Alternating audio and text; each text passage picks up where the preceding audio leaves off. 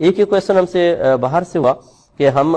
باہر سے پاکستان میں کسی کو قربانی کی ذمہ داری دینا چاہتے ہیں، لیکن ایام قربانی میں تھوڑا سا ڈیفرنس ہے کہ ہمارے ہاں پہلے 3 دن ختم ہوں گے اور پاکستان میں 1 دن آگے ہے، یعنی وہاں عید کا دن ہوگا تو یہاں ابھی عید سے پہلے ہے، وہاں پہلا دن، یہاں بھی عید شروع نہیں ہوئی، دوسرا دن ہمارا پہلا دن، ان کا تیسرا دن ہمارا دوسرا دن، تو یہاں جو ہمارا تیسرا دن ہوگا ان کی قربانی ختم ہو چکی ہوگی، یعنی ایام قربانی ختم ہو چکے ہوں گے۔ اب ان کا کیا پوچھنا یہ ہے کہ اگر ہم یہاں پیسے بھیج دیتے ہیں اور کوئی پاکستان میں تیسرے دن ہماری قربانی کرتا ہے تو گویا کہ ہمارے تو ایام قربانی ختم ہو گئے، تو کیا یہ قربانی اللہ تعالیٰ کی بارگاہ میں قبول ہوگی یا نہ ہوگی؟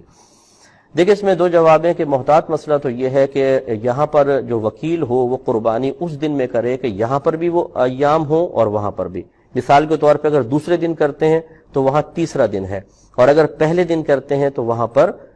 دوسرا دن ہے، تو اس لیے بہتر ہے کہ اس طرح کریں۔ لیکن اگر یہ تیسرے دن بھی کرتا ہے تو یاد رکھیں کہ جہاں پر فعل ہو رہا ہوتا ہے وہاں کا اعتبار ہوتا ہے، لہذا چونکہ یہ فعل یہاں پر کر رہا ہے تو گویا کہ جو موکل نے اس کو وکیل بنایا، اب یہ موکل تو قربانی نہیں کر رہا، اس نے تمام معاملہ اس کے سپرد کر دیا، تو تمام تر شرعی احکام وکیل کی طرف متوجہ ہوں گے، لہذا اگر یہ تیسرے دن قربانی کرتا ہے تو یہ قربانی موکل کی طرف سے ہی متصور ہوگی، کیونکہ فعل اب وہاں نہیں ہو رہا کہ ہم یہ کہیں جی 3 دن گزر گئے اب فعل یہاں پر کر رہے ہیں، وہاں کرے گا وہ موکل 3 دن گزار کر تو نہیں ہوگی قربانی، لیکن یہاں چونکہ بھی ایام چل رہے ہیں تو اس لیے وہ قربانی اس موکل کی طرف سے بالکل قبول کی جائے گی انشاءاللہ، اور اس میں کوئی حرج نہیں ہے۔ لیکن زیادہ محتاط مسئلہ یہی ہے تاکہ ان کو بھی وسوسے نہ آئے کہ پہلے دن کر لیں